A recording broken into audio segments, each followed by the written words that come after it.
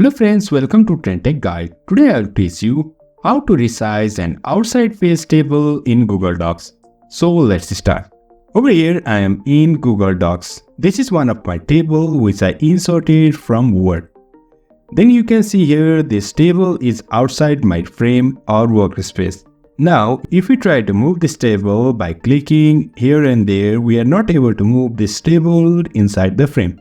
So to move this, all you need to do is first of all select this all elements of this table. Then right click and go to this table properties.